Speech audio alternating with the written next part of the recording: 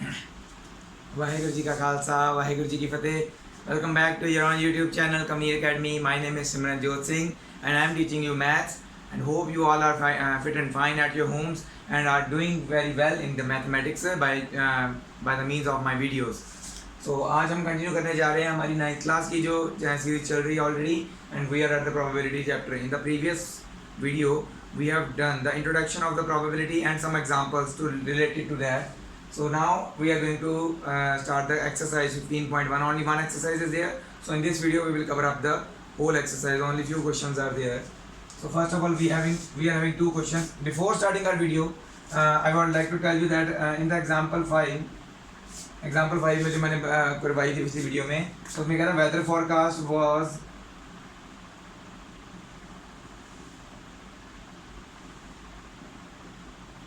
मैंने लिख दिया 125 टाइम्स करेक्ट.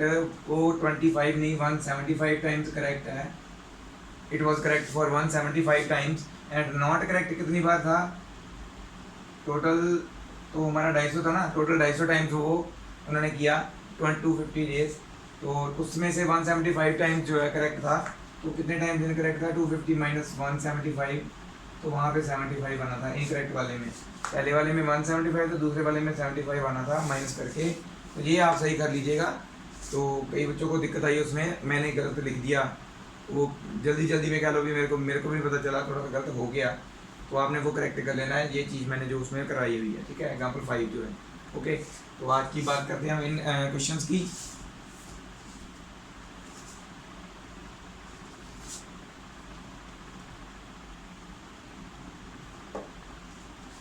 बहुत ही सिंपल क्वेश्चन है. In a cricket match a batswoman hits a boundary 6 times out of 30 balls she plays. वो 30 ball खेलती है, 30 में से 6 बॉल्स में वो बाउंड्री लगाती है. Find the probability that she did not hit the boundary. Did not hit boundary मतलब कितनी बॉल्स पे नहीं लगाई. कितनी बॉल्स पे नहीं लगाई वो निकालेंगे. पहले सबसे पहले number of balls she hit the boundary, ये हमें गिवन है. तो वो है 6 number of balls she did not hit the boundary. तो टोटल बॉल्स हमें दी हुई है 30. उसमें से कितनी बॉल्स पे वो हिट नहीं करेगी? 24 बॉल्स पे हिट नहीं करेगी. टोटल बॉल्स यहाँ पे लिख लेनी है. पहले टोटल बॉल पहले लिख लेना. चलो,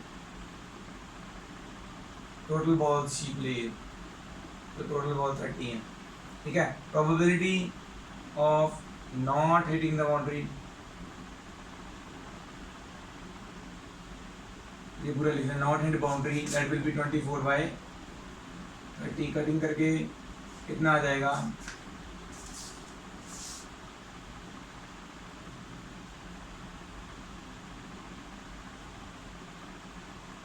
4/5, ठीक है. तो इतना आ जाएगा 4/5 आपका आंसर. इसी तरह से 1500 फैमिलीज हैं. सभी फैमिलीज में 2 बच्चे हैं. 1500 families with 2 children. Her 1500 families ऐसे ही रैंडमली चूज की गई जिसके 2 बच्चे हैं. And the following data were recorded. तो उन्होंने क्या डाटा रिकॉर्ड किया? नंबर ऑफ गर्ल्स के अकॉर्डिंगली उन्होंने डाटा रिकॉर्ड किया. जिस फैमिली में 2 बच्चे हैं और दोनों ही गर्ल्स हैं, तो वो कितनी फैमिलीज हैं? 475 फैमिलीज हैं. उसके बाद एक गर्ल वाली फैमिली, दैट मीन्स 2 बच्चे तो हैं उनके. अगर एक गर्ल है तो ऑब्वियसली दूसरा बॉय होगा, क्योंकि 2 बच्चे तो सभी फैमिलीज के हैं जिनका रिकॉर्ड वो रख रहे हैं. तो इसमें क्या आएगा? अगर 1 गर्ल की बात कर रहे हैं, 1 गर्ल इन वाली कितनी फैमिलीज है? 814. तो 1 बॉय वाली भी उतनी होंगी, ठीक है. कई बार क्या पूछ लेते हैं? 2 गर्ल्स मतलब नो बॉयज़. जहाँ पे गर्ल्स हैं दोनों बच्चे, मतलब कि उनका कोई लड़का नहीं है. जहाँ पे एक लड़का है दैट मीन्स वहाँ पे एक गर्ल है, वहाँ पे एक बॉय होगा. और जहाँ पे गर्ल है ही नहीं, तो दैट मीन्स वहाँ पे दोनों बॉयज़ होंगे. तो ये अंडरस्टूड वाली बात हो जाती है. ये तो आपको यहाँ से 2 गर्ल 1 गर्ल नो गर्ल पूछा हुआ ना. पेपर में पूछ लेते हैं what is the probability of getting 2 boys. No girl की जगह 2 बॉयज़ पूछेंगे. 2 बॉयज़ का मतलब ही तो नो गर्ल ही है. यहाँ पे गर्ल नहीं है, दैट मीन्स वो दोनों बच्चे उनके बॉयज़ ही हैं, ठीक है. तो इनकी प्रोबेबिलिटी भी आप निकाल लेनी है. जैसे ये तो टेबल गिवन है ना. प्रोबेबिलिटी का पहले फॉर्मूला लिख लेना है. लिखना जरूरी होता है, ठीक है। Favourable outcomes upon total outcomes. फिर आपने लिखा first part probability of getting 2 girls, जो रैंडम उन्होंने फैमिली सेलेक्ट की है, उनमें से उन 2 गर्ल्स वाली फैमिली होगी, वो कितनी प्रोबेबिलिटी है, that will be 475 by 1500। Cutting करके सिंपल कर दो। इसी तरह से 814 बाय 1500, 211 बाय 1500 ऐसे आ जाएगा, ठीक है। तो बहुत सिंपल चीज़ें हैं। प्रोबेबिलिटी का फॉर्मूला एक बार आपके लिए फिर लिख देता हूँ, क्या होता है वो। इस वीडियो में आप बोलोगे फिर लिखा ही नहीं है। Favourable outcomes upon total outcomes. Total outcomes mean 1500, जो टोटल आउटकम फेवरेबल आउटकम्स मतलब 2 गर्ल्स वाले कॉलम के फेवर में कौन सी है, फिर कितनी वैल्यूज निकलती हैं, 475 उसके फेवर में, ठीक है। तो favourable outcome 475, total outcome 1500 divide करते हैं, ठीक है। इसे कर लीजिए नोट डाउन। नेक्स्ट करते हैं, 2 सम्स इकट्ठे ही करेंगे, सिंपल से हैं, ओके। इसे नोट डाउन कर लीजिए। तो ये है हमारे नेक्स्ट क्वेश्चंस, ठीक है। तो ये वाला क्वेश्चन जो है आपने ये ना हमें 14 चैप्टर का एग्जाम्पल 5 में क्या है, एक ग्राफ दिया हुआ है, बार ग्राफ, जो आपने शो हो सकता है पिछली क्लासेस में पढ़े हों, 8 क्लासेस में, वैसा ही एक बार ग्राफ बन दिया हुआ। उसमें क्या है कि एक क्लास के ना कुछ बच्चों के उन्होंने बर्थडेज का ग्राफ बनाया हुआ है। कुछ बच्चों का जनवरी में बर्थडे आता है, ठीक है, उसकी एक बिल्डिंग ड्रॉन है। इसी तरह से फरवरी का, मार्च का, सो ऑन, अगस्त का भी है। अगस्त की भी ऐसे ना एक बिल्डिंग खड़ी की हुई है, ठीक है। तो वो जो बिल्डिंग का टॉप है ना, दैट इज ऐसे ना मार्क्स लगाए हुए हैं, 0 1 2 3 4 5 एंड 6th पॉइंट है वैसे वो, तो मेरे से थोड़ा सा कम कर लो, चलो स्पेस कम कर लो, 1 2 3 4 5 6, तो 6th पॉइंट को टच कर रही है अगस्त वाली। तो इतना पता चल गया अभी 6 बच्चे हैं जो अगस्त में जिनका बर्थडे आ रहा है। तो टोटल नंबर ऑफ स्टूडेंट्स भी उसमें दिए हुए हैं।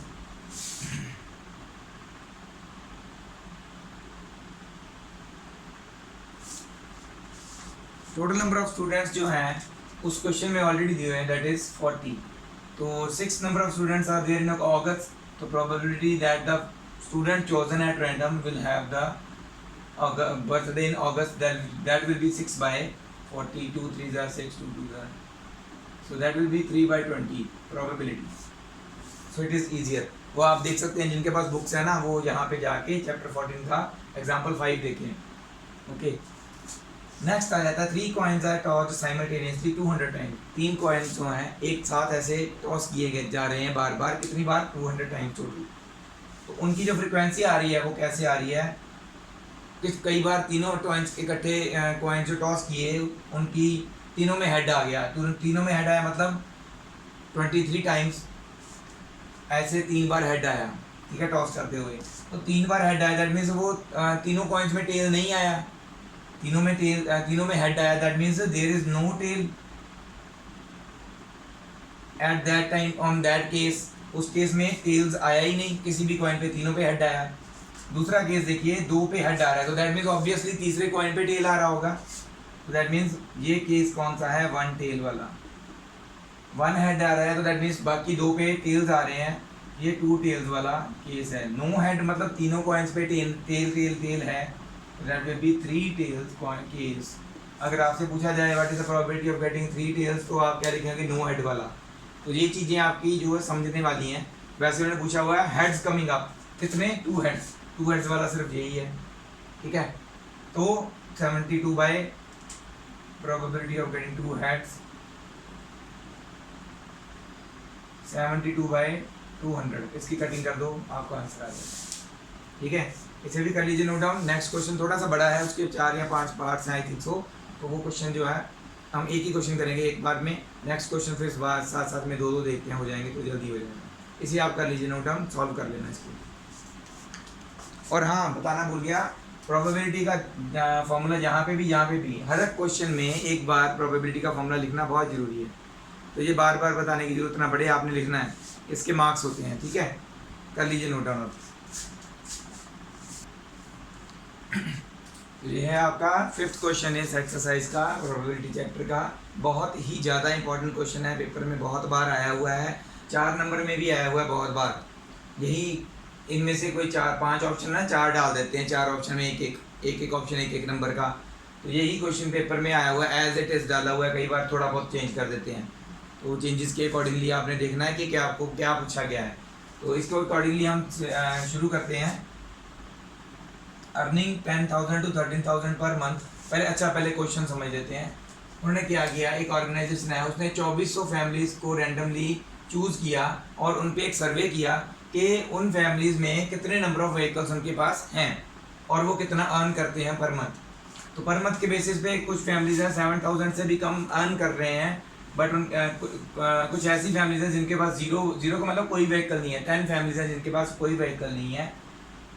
एक व्हीकल वाली इतनी फैमिलीज है, 2 व्हीकल वाली इतनी फैमिलीज है, 2 से ज़्यादा वाली कोई फैमिली नहीं है। तो लेस देन वाली में ये है। इसी तरह से हमारे पास अलग अलग जो है क्लासेस बनाई हुई हैं इनकम की, उसके अकॉर्डिंगली उन्होंने डाटा फिल आउट किया। ओके, तो क्या पूछा गया है, earning 10,000 to 13,000 per month and owning exactly 2 vehicles वाली कितनी है फैमिलीज। ठीक है, 10,000 to 13,000 वाला क्लास ये है। ओनिंग एग्जैक्टली 2 व्हीकल्स में 29 फैमिलीज हैं ओनली जो इतनी सैलरी रेंज में है और उनके पास 2 व्हीकल्स हैं। तो क्या लिखेंगे,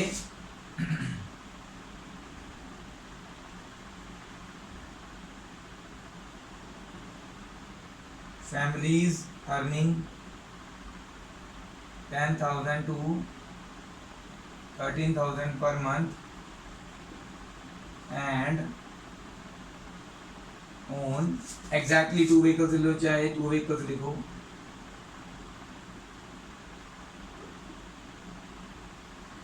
दो व्हीकल्स कितने, तो उसकी प्रोबेबिलिटी में मैंने बोला था इतनी बड़ी लाइन दोबारा थोड़ा लिखोगे आप फॉर्मूले में, E1 लिख रहे हो उसको।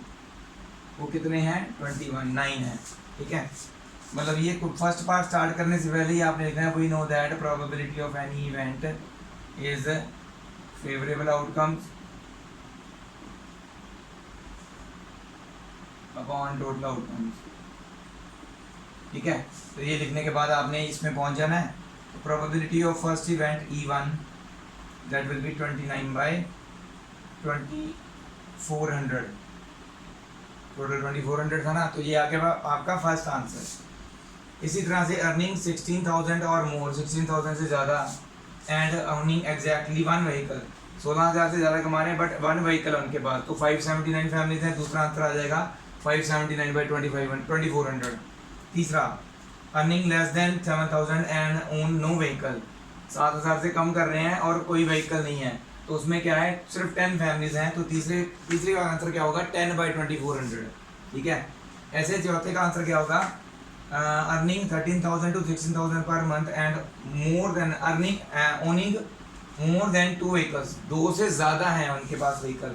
ठीक है, मोर देन 2 में कितनी आ रही हैं, 13 to 16 वाली रेंज में मोर देन 2 व्हीकल से ज़्यादा वाले कितने हैं, 25 फैमिलीज हैं जिनके पास 2 से ज़्यादा व्हीकल्स हैं। ठीक है, और इतनी सैलरी रेंज में यही है, सिर्फ 2 से ज़्यादा व्हीकल वाले 25। तो फोर्थ वाले का आंसर क्या होगा, 25 by 2400। इसी तरह से लास्ट वाले करेगा owning not more than 1 vehicle, 1 से ज़्यादा नहीं है। कितनी फैमिलीज ऐसी जिनके पास 1 से ज़्यादा व्हीकल नहीं है। 1 से कम वाला मतलब कि काउंट कर सकते हैं, 1 से ज़्यादा वाला काउंट नहीं करना। तो उसमें क्या है, इसका और इसका दोनों का टोटल निकालना पड़ेगा, क्योंकि अब सैलरी रेंज की बात नहीं हो रही। जिसमें सैलरी रेंज की बात नहीं हो रही तो सभी को देखना है हमने, व्हीकल्स को देखो कितनी, सैलरी रेंज की तो बात ही नहीं कर रहे हैं। टोटल नंबर ऑफ यहाँ पे कितना, 10, 11, 12, 13, 14, तो ये 14 है। ठीक है, इनका टोटल करो। ठीक है, कितना आ जाएगा, 9 और 9 18, 18 और 10 28, 2 ऊपर चला गया। ठीक है, और क्या है उसके बाद हमारे पास 6, 6, 12, 13, 14, 15, 15 और 7 22, 22 और 2 पर गया था ना, 24, फिर से 2 पर चला गया, 5, 6, 7, 8, 9, 10, 11, 12, 13, 14, 15 और 20। तो हमारे पास इनको भी ऐड कर देना है, 2048 एंड 14 ऐड किया तो इट बिकम 2062, इतना बनेगा। ये टोटल करके दिखाना है आपने साइड में, ऐसे नहीं मतलब ऐड करके, जस्ट लिखना जरूरी होता है। तो क्या लिखेंगे हम फिफ्थ वाले में, ओनिंग और फैमिली लिखना भूल गया, families owning not more than one vehicle. कितनी फैमिली है जिनके वन व्हीकल से ज़्यादा नहीं है, वो लिख देना आपने 10 + 1 + 2 + 1 + 160 + 305 + 535 + 469 + 579, टोटल हम कर चुके हैं। सीधा लिखो 2062। बस इसका क्या करना है, सो इसकी प्रोबेबिलिटी, क्योंकि हम फिफ्थ वाली निकाल रहे हैं, E5 आ जाएगा, है ना। हम पहले वाले को भी तो लिखेंगे ना, E2 E3 E4। तो probability of this event E5 that will be 2062 divided by 2400 1031 divided by 1200 answer. तो ये होगा इसका आंसर। फर्स्ट और लास्ट पार्ट मैंने निकाल दिया, बीच वाले 3 पार्ट तो इजीली आप निकाल ही लोगे। ये था हमारा ये वाला क्वेश्चन फिफ्थ, बहुत ही इंपॉर्टेंट। नेक्स्ट क्वेश्चंस जो है 2 क्वेश्चंस एक साथ करेंगे हम, बहुत ही इजी क्वेश्चंस हैं, तो इसको आप कर लीजिए नोट डाउन। मूव ऑन करते हैं नेक्स्ट क्वेश्चन पे, ठीक है। सो नेक्स्ट हमारे 2 क्वेश्चंस हैं, जो 6th एंड 7th क्वेश्चन, ठीक है।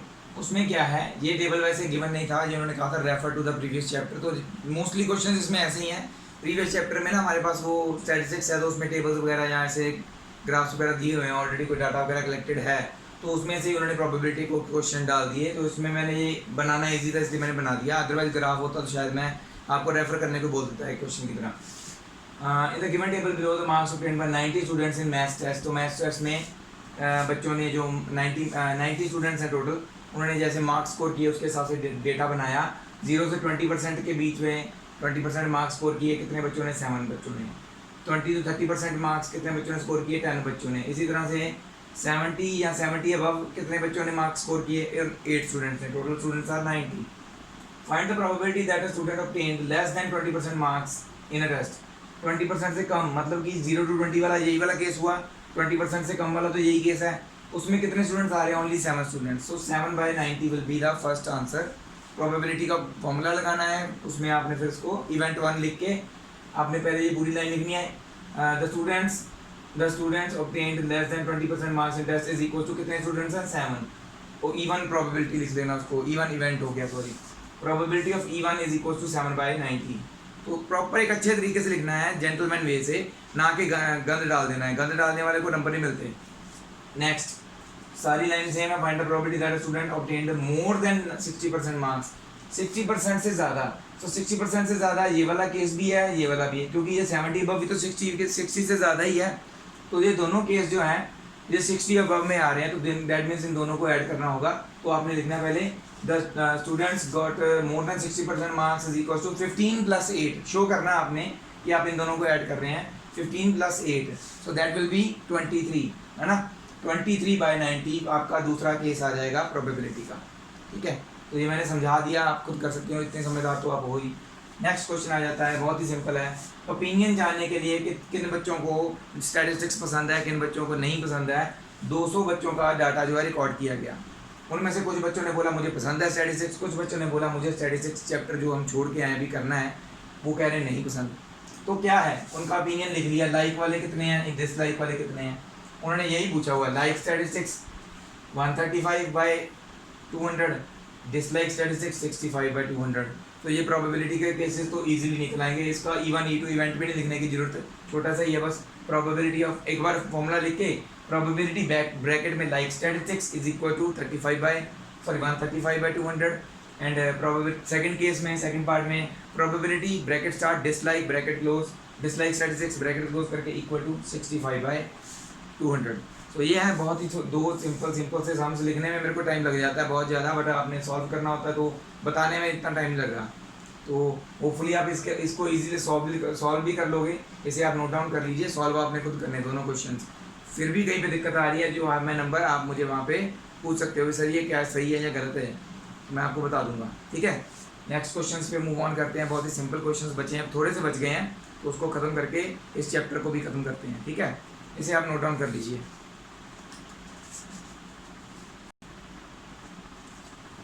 सो 8th एंड 11th क्वेश्चन जो है मैंने यहाँ पे लिख दिया है। 9th एंड 10th क्वेश्चंस जो है वो दोनों एक्टिविटीज़ हैं। वो एक्टिविटीज़ जो हैं एक्चुअल में हम जब जाते हैं स्कूल तभी परफॉर्म हो पाती हैं, तो वो एक्टिविटीज़ यहाँ पे हम वीडियो में नहीं बता सकते। वैसे ही ईजी है वैसे तो एक्टिविटीज़ क्या है मैं आपको जस्ट डिक्टेट कर देता हूँ, ठीक है, बोल देता हूँ। 9th क्वेश्चन में क्या है, उन्होंने कहा है कि आप स्कूल के गेट के बाहर बैठ जाओ और वहाँ से 2 व्हीलर 3 व्हीलर और 4 व्हीलर कितने निकल रहे हैं उनकी ऐसे काउंट करके लिखते जाओ। एक पर्टिकुलर टाइम पीरियड के बाद कितने निकल रहे हैं, आप 10 मिनट के लिए बैठ दो जाए, ठीक है, उस 10 मिनट में कितने 2 व्हीलर कितने 3 व्हीलर या कितने 4 व्हीलर निकल रहे हैं, जस्ट वो नोट डाउन कर लेना है। उसके बाद उन्होंने पूछा है प्रोबेबिलिटी फाइंड आउट करो कि नेक्स्ट जो व्हीकल जाएगा वो 2 व्हीलर होगा, इसकी क्या प्रोबेबिलिटी है, ठीक है। तो जो आपने डाटा नोट किया उसके बाद नेक्स्ट व्हीकल जो भी आप देखेंगे नोट डाउन करेंगे क्या प्रोबेबिलिटी है कि वो 2 व्हीलर ही होगा। तो ये तो एक्चुअल में परफॉर्म करने वाला है। नेक्स्ट एक्टिविटी क्या है 10th, ask all the students of your class to write a 3 digit number chosen at random.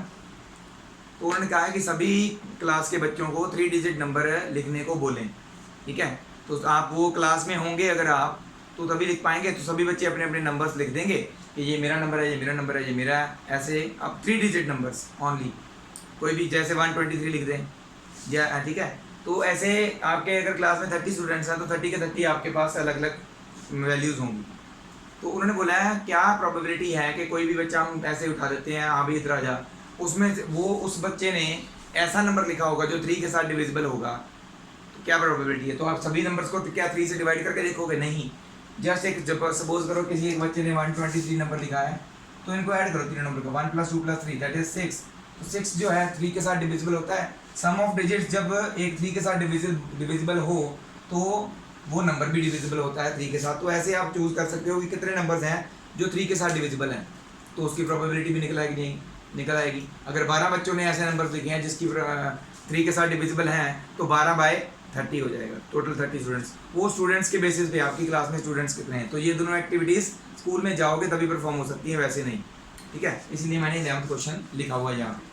तो उसके पहले भी आप देखोगे refer to question number 2 exercise 14.2 exercise जो है उसके क्वेश्चन नंबर 2 को रेफर करना है। तो मेरे पास तो ऑलरेडी बुक है, होपफुली आपके पास भी होगी, तो आप जाके एक्सरसाइज 14.2 का सेकंड क्वेश्चन देखिए।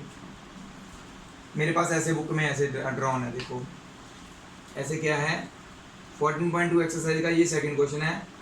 इसमें क्या है 40 इंजीनियर्स जो है उनका distance from their work place to home, घर से उनके वर्क प्लेस का डिस्टेंस कितना है वो नोट डाउन किया है। पहले इंजीनियर का 5 किलोमीटर है, दूसरे का 3, फिर 10, 20, 25, 13, 11, 7, 12, 33, ऐसे ही सभी का 40 के 40 इंजीनियर्स का उनके घर से लेके उनके काम वाली जगह तक का डिस्टेंस कितना है वो नोट डाउन करके लिखा हुआ है।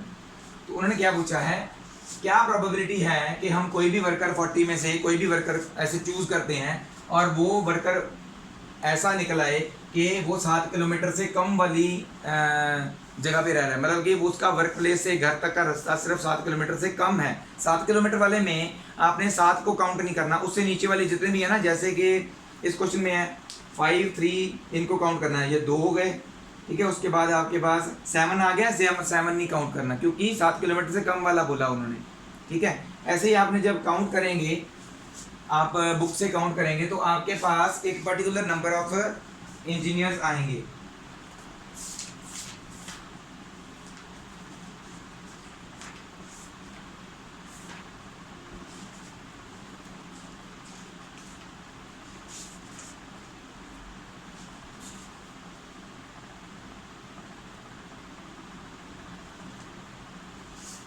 तो आप जब काउंट करोगे तो आपके पास 9 इंजीनियर्स आएंगे जिनका distance from their home to work place 7 kilometre से कम है। तो 9/40 will be your first answer.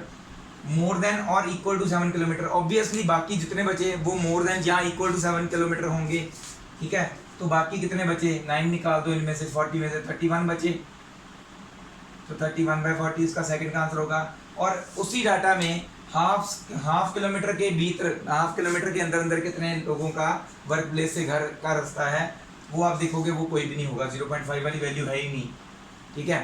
तो वो क्या होगा 0/40, तो इसका आंसर ऐसे आएगा। ये वाला तो इजी है। नेक्स्ट हमारे पास 11 बैग्स हैं टोटल, उनके ऊपर वेट लिखा हुआ है 5 kg, बट एक्चुअल में देखा तो कितना निकल रहा है, अलग अलग निकल रहा है सभी का। कोई एक दो ही है जिसका 5 kg प्रॉपर है, बाकी सबका आगे या पीछे है, 5 से ऊपर है या नीचे है। तो एक कोई भी बोरी उठा ली, उसमें से बैग उठा लिया, प्रोबेबिलिटी निकालनी है कि वो जो चूज़ किया हमने उसका क्या प्रोबेबिलिटी है कि जो हमने ऐसे ही उठा ली कोई भी बोरी बीच में से, उसका वेट जो है फ्लोर मतलब आटा, ठीक है, वो 5 किलो से ज़्यादा होगा। 5 किलो से ज़्यादा मतलब 5 किलो से ज़्यादा वाला ही काउंट करना है। ये 1 2 3 ये नहीं काउंट करना, ये पूरा 5 किलो है ना, ये नहीं काउंट करना। 1 2 3 4 5 6 6/11, तो ये होगी आपकी प्रोबेबिलिटी इसकी, ठीक है, ये आपने खुद निकालना है। उसके बाद हम करेंगे ओनली 2 क्वेश्चंस आर लेफ्ट, और वो 2 क्वेश्चंस भी वैसे पिछली एक्सरसाइज के किसी ना किसी क्वेश्चन से रिलेट कर रहे हैं, तो वो मैं आपको साथ साथ में बताऊंगा। तो इसे आप कर लीजिए नोट डाउन और इसे सॉल्व भी कर लीजिए, आपने मुझे ये कंप्लीट करके बताना है। तो नेक्स्ट 2 क्वेश्चंस फटाफट से करके वीडियो को ख़त्म करते हैं, ठीक है, नोट डाउन कर लीजिए इसे। जैसा कि मैंने बोला था, नेक्स्ट 2 क्वेश्चंस जो हैं वो आपकी पिछली एक्सरसाइज के ही कुछ क्वेश्चंस के साथ रिलेटेड हैं, पिछले चैप्टर के, दैट इज़ विद स्टैटिस्टिक्स। तो उन्होंने बोला है in question number 5 and exercise 14.2 exercise का 5th क्वेश्चन अगर आप देखोगे, वहाँ भी आपको एक फ्रीक्वेंसी डिस्ट्रीब्यूशन टेबल बनाने को बोला गया है। तो ये हमारे पास जो है ना 5th क्वेश्चन मैं आपको बताता हूँ कि उन्होंने क्या दिया हुआ है हमें, concentration of sulphur dioxide in air in parts per million in a city for 30 days. तो 30 डेज का उन्होंने ऐसे ना डाटा रिकॉर्ड किया कि कितना कंसंट्रेशन होता है SO2 का इन एयर। तो वैल्यूज़ क्या है, 0.03 0.08 एंड सो ऑन, ऐसी अलग अलग वैल्यूज़ हैं। उन्होंने मार्क फ्रीक्वेंसी डिस्ट्रीब्यूशन टेबल बनाने को बोला बाय मेकिंग डिफरेंट क्लासेस। तो उसका सीधा देखो, ये हमारे पास जो आंसर है 5th क्वेश्चन का, टेबल पीछे दिया हुआ है, तो वहाँ पे सीधा आपने चले जाना है अभी के लिए, क्योंकि अभी आपने स्टैटिस्टिक्स नहीं किया है। उसमें पूछा है find the probability of concentration of SO2 in the interval 0.12 to 0.16। 0.12 से लेके 0.16 की में फ्रीक्वेंसी क्या है 2, टोटल कितने हैं 30 डेज। सो दैट प्रोबेबिलिटी क्या होगी इसकी, ये वाली पूरी लाइन लिख के, the concentration of SO2 in the interval 0.12 to 0.16 is equal to कितनी होगी 2, ठीक है। तो ये नंबर ऑफ डेज है, number of days concentration of SO2 in the interval उसकी रही कितने डेज के लिए, उसकी कॉन्सेंट्रेशन SO2 की एयर में इतने रेंज के बीच में रही, दैट इज फॉर 2 डेज। तो टोटल डेज कितने थे 30, तो इसको कट आउट करके प्रोबेबिलिटी क्या निकालेंगे 1/15 आंसर आ जाएगा। नेक्स्ट आता है क्वेश्चन नंबर 1 14.2 एक्सरसाइज का। फॉर 1 क्वेश्चन फर्स्ट वाला क्वेश्चन आ जाता है, उसमें क्या है, एक क्लास के 30 स्टूडेंट्स के ब्लड ग्रुप्स जो हैं रैंडमली नोट किए गए, किसी का A, किसी का B, किसी का O, किसी का AB and so on, randomly लिख दिए, बस पहले बच्चे को खड़ा कर लिया उसका लिख दिया, ऐसे सबके लिख दिए।